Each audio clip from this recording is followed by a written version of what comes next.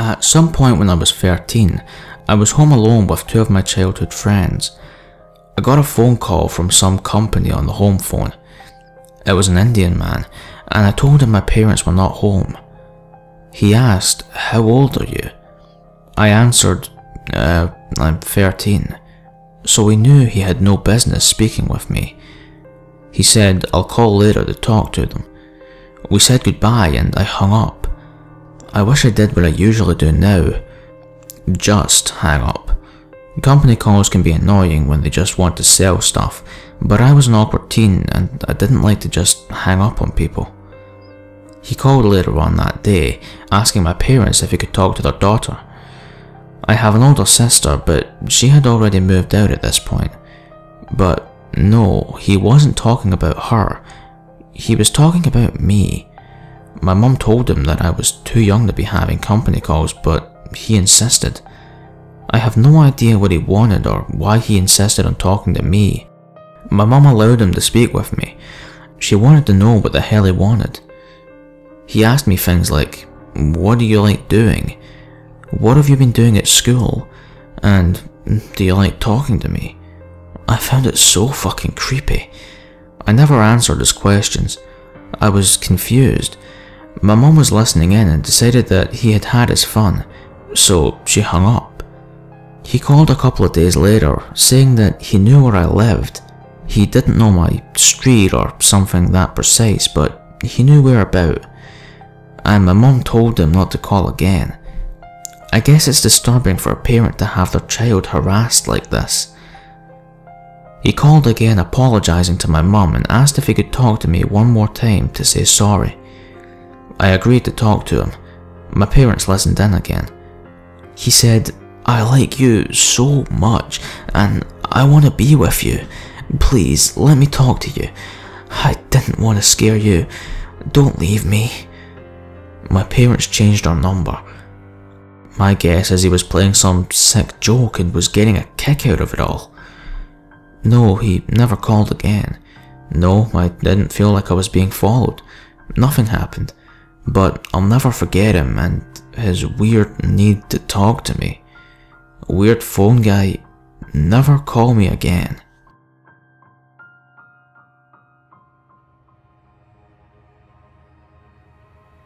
A little backstory. As a kid, I lived in central New Jersey. This particular story took place close to mid-December, and I was probably between 5 and 7 years old. My road ended in a parking lot and circled back around the block. It was a pretty big neighborhood, and all the kids were friends, and we would frequently play across a several block span.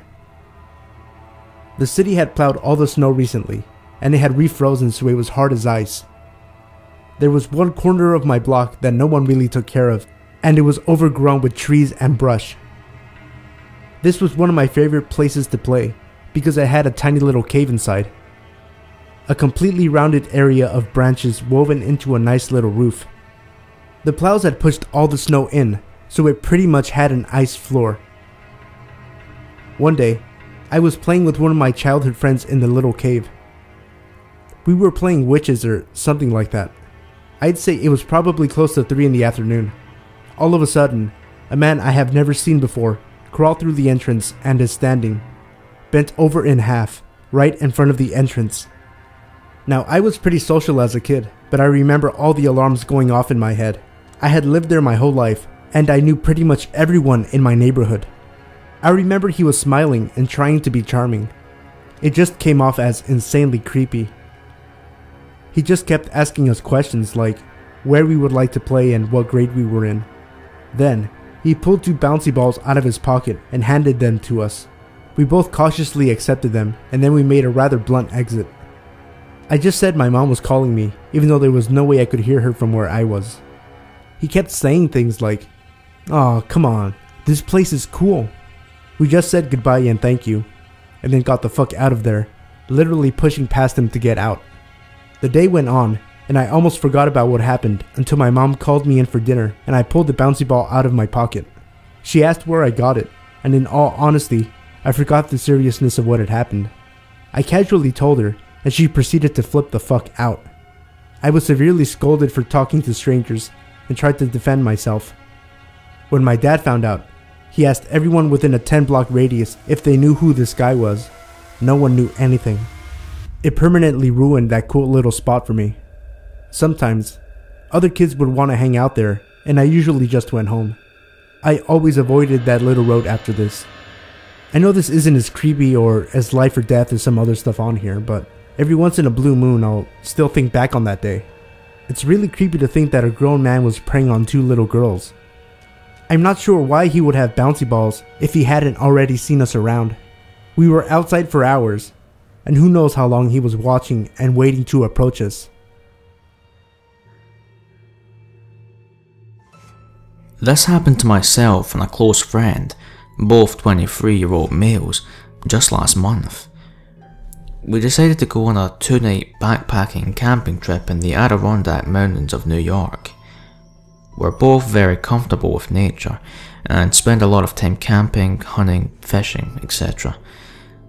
We hiked for about 5 miles into a small lake and set up camp on a small beach. This was not a heavily trafficked area, and we didn't expect to run into anyone. Our first night there, as we were sitting around the fire, we saw a flashlight moving on the other side of the lake at around 10:30. This was fairly unusual, however, we didn't think too much of it. But as time went on, the flashlight kept moving around the lake, getting closer to our campsite. We kept discussing who it could possibly be wandering around in the woods in the middle of the night, and we didn't particularly want an unwelcome guest. Once it was clear that the person, or people, were heading for our campsite, we moved off into the woods nearby to see who wandered up. I took a small axe with me, and he had a .22 rifle. Now, we weren't expecting trouble, and we certainly didn't want to make any, but we figured we might as well cover our bases. Now the moment of truth. The flashlight comes near the light of the fire, and it is one man. He has a beard and is probably in his mid-40s. The scary part was that he was carrying what turned out to be a pump-action shotgun. He walked around the campsite a few times and then proceeded to enter our tent. After rummaging around for a minute or so, he came out and started yelling, "I know you're out there. Why don't you come and say hello?" My friend and I remained motionless under a hemlock tree about 50 yards away. This is when the man proceeded to fire his shotgun into the woods, not too far from where we were. He also swung his flashlight around several times. After what felt like hours, he grabbed my friend's backpack and a few articles of clothing we had drying off near the fire, and threw them into burn. My friend, who had trained the .22 at the man, asked if he should shoot. I told him absolutely not, unless he spots us and starts to point the gun in our direction. Thankfully, the man moved off from where he had come after a little while. We waited until his flashlight was on the other side of the lake, ran out, grabbed everything we could fit in my pack, and took off. It was now around 2 or 3 AM. We ran out the trail with flashlights and made it back to my car as the sun was coming up. We immediately went to the police department and reported it, where we also spoke with some forest rangers. That was it. I haven't heard anything back from the police. It wasn't mysterious, however, it creeped the hell out of us both.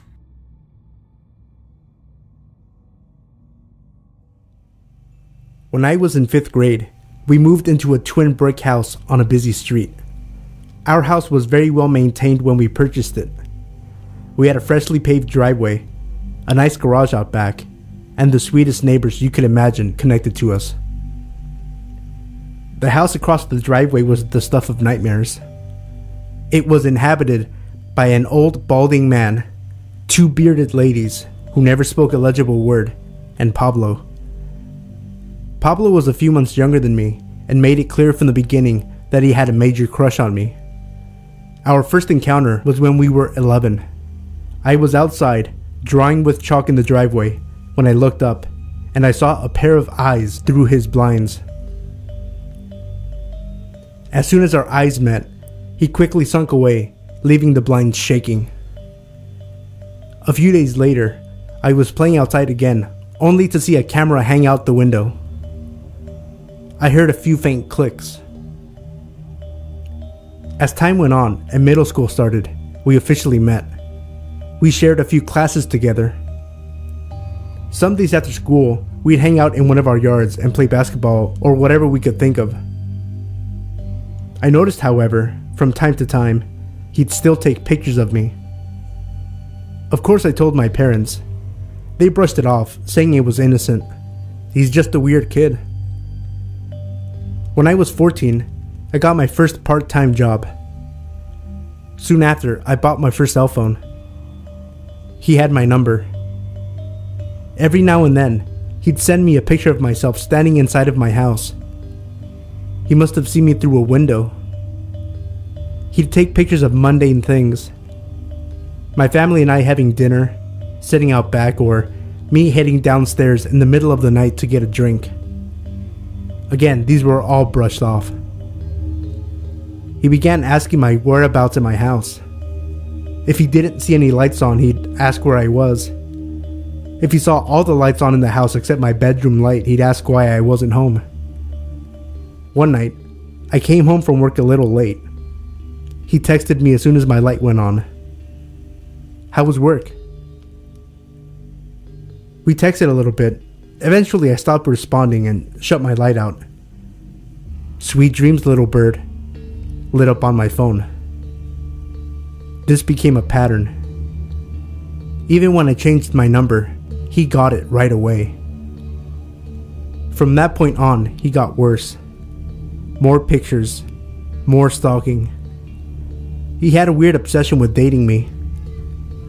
A few times, he threatened to kill himself if I didn't sleep with him. I moved out in 2013, and the stalking seemed to have stopped. Last May, my mom called me at 6 in the morning, saying his house was being raided by the Department of Homeland Security. Yesterday, this happened. This little shit.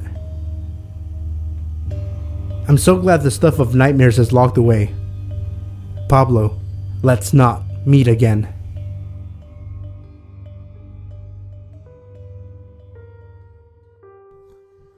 Yesterday I had a crappy day, and I was required to work extra hours.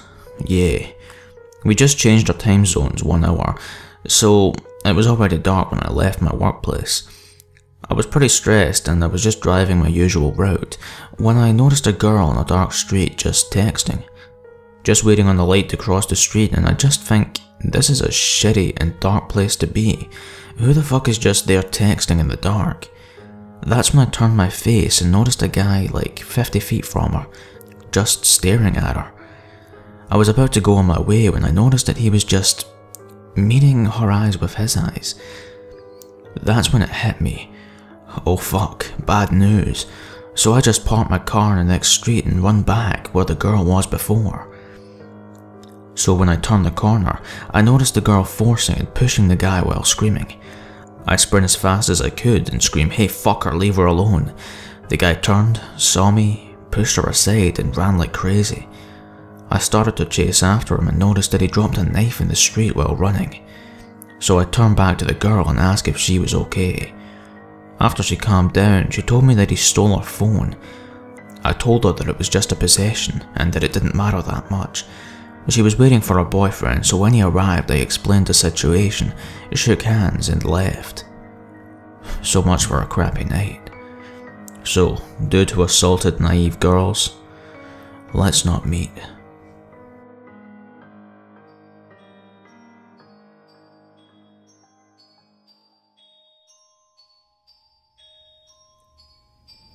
This was about 1.5 years ago when I was working at Buffalo Wild Wings.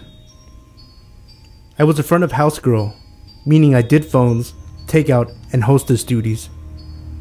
Oftentimes, we would be swamped and I would have to take phone orders while I was in the back bagging to-go orders. This was one of those times. I answered the phone. "Hi, thank you for calling Buffalo Wild Wings on... How can I help you?" "Hello, can I speak to Nicole?"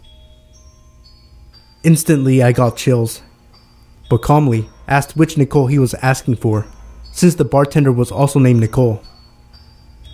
He was asking to speak with me. I was in your store last week and it was really busy. You were the cashier, and after I got my food, I went to the 7-Eleven by your store, and the guy in front of me was saying how much of a cunt Nicole at Buffalo Wild Wings is. I was baffled. My skin and blood ran cold. I didn't know how to respond. I stumbled over my words, trying to be professional, but alarms were going off in my head. I asked why someone would say something like that about me. I don't know, but it really made me mad because I thought you were so cute, so I went off on the guy. I started cussing him out and saying, "How dare you say that about a woman?" Again, the alarms were going off. My ex-boyfriend had recently seen me at work, and I was thinking this was his work. He was a sociopath. I described my ex and asked if it was him that said that, and the man denied it. I was shaking at this point. He kept going on and on about how nice and cute I was, and how I didn't deserve that. Then came the nail in the coffin. I took a picture of him on my phone. "I'll come see you at work, and we can see who it is. And I'll put a good word in to your manager." This was extremely odd to me, but I was so desperate to get off the phone, and my manager was in the kitchen not 3 feet away from me, and I had been on the phone for about 15 minutes at this point. I told him my entire week's work schedule. I don't know why. It just came out, and instantly I regretted it. "Great, I'll see you this week." Again, I have no idea why someone would say that about you, but I defended your honor. He literally said that. That entire work week was filled with anxiety and panic attacks. At this time, I was still biking to work every day, and that entire week, my boyfriend was scared to death that someone was going to show up and try to grab me. He devised ways to use his bike as a weapon to actually defend me. Thank God, that creep never actually came in. Probably because he knew we had cameras everywhere, and what was he seriously going to do? That situation didn't happen. I got off the phone and told my manager about it, and he just looked at me in disbelief. Definitely one of the creepiest phone calls I've ever taken. I quit a few months later, so creepy phone guy who defended my honor, I'm glad you never came back. Let's never meet again.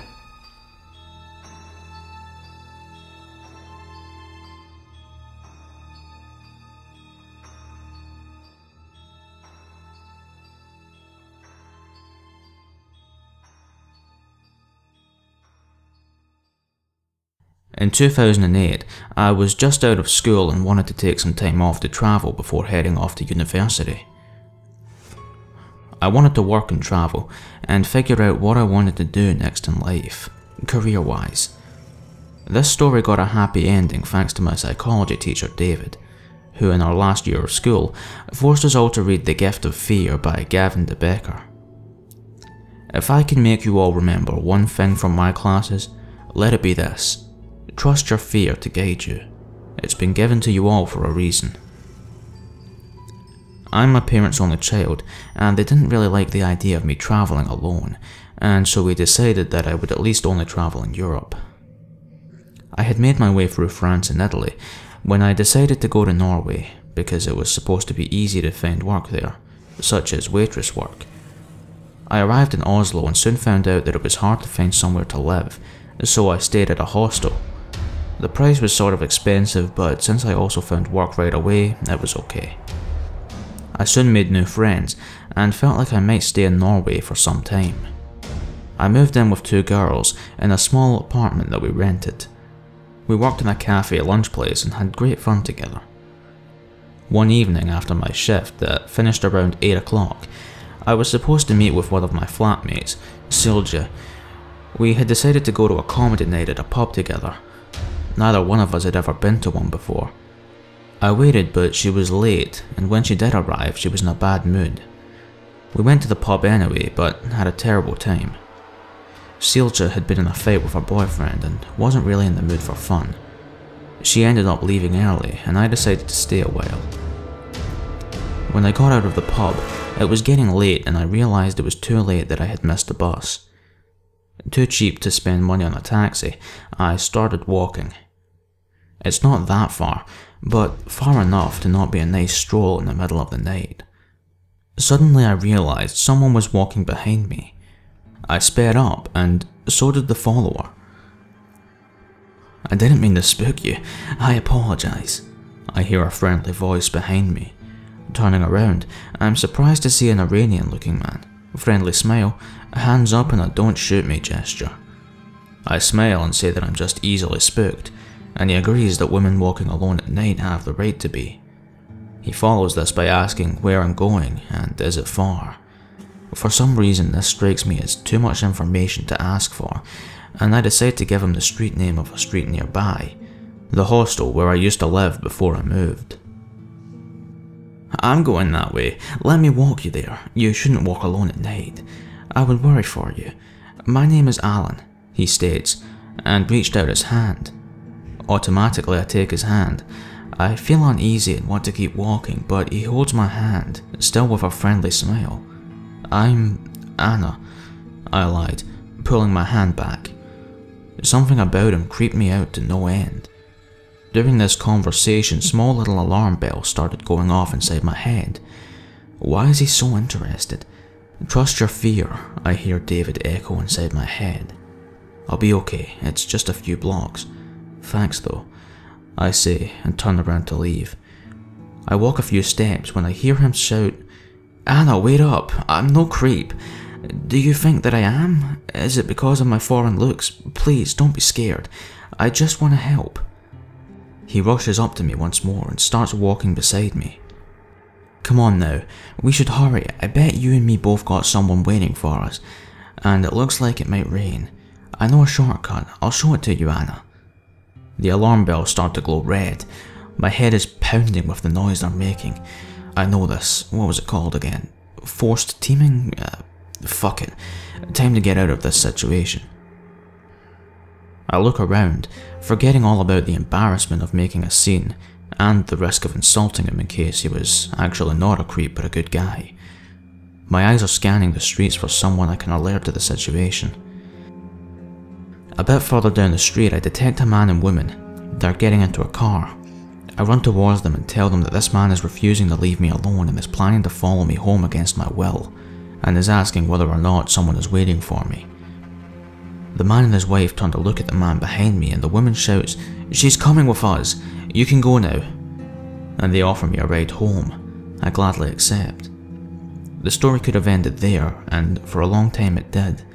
Later, however, I learned that an Iranian man who was a Swedish citizen had been arrested for several rapes, 3 in Sweden and 3 in the Oslo area where I lived. He had stalked women walking home alone from pubs.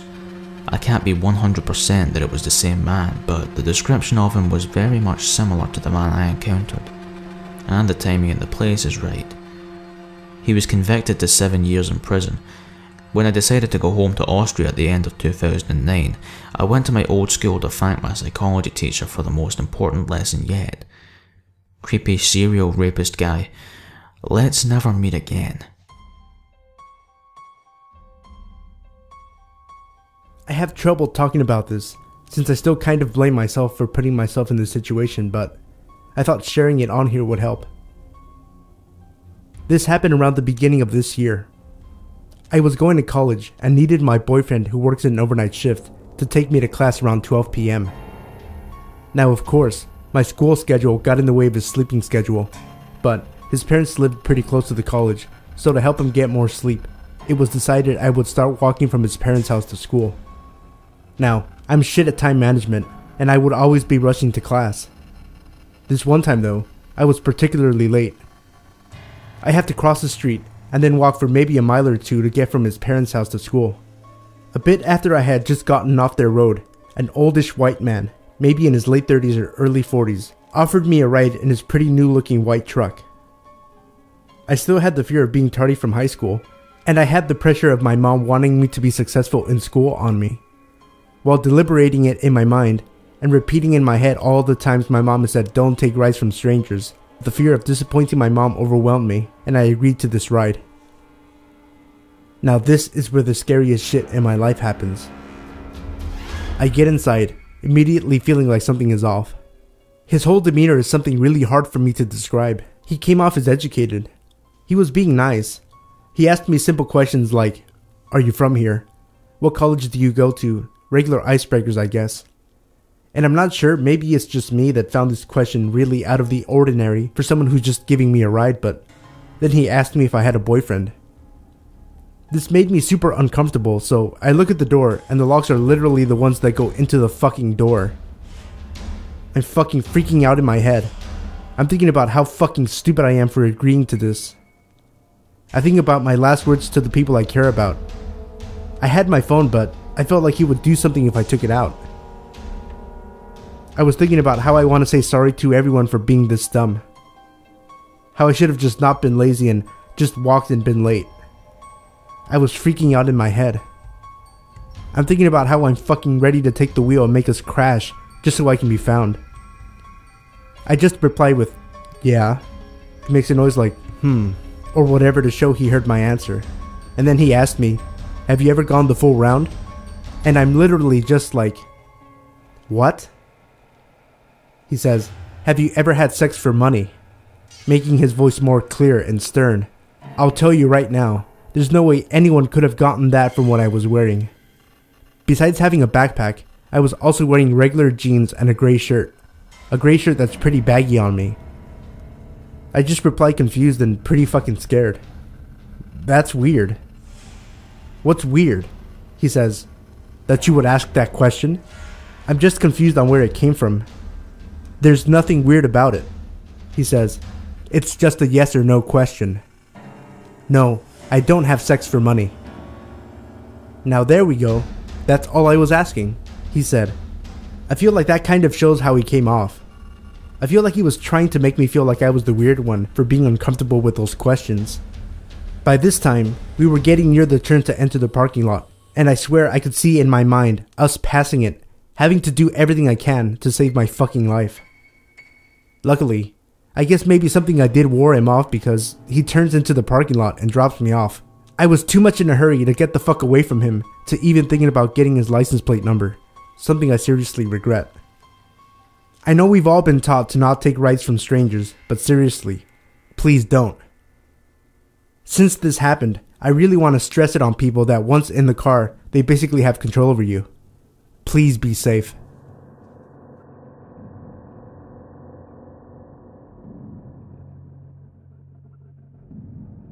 Now wasn't that just lovely? I could certainly go for some more. If you feel that way too, then why don't you head over to Sino's channel and you could find the other half of this video. Happy Halloween.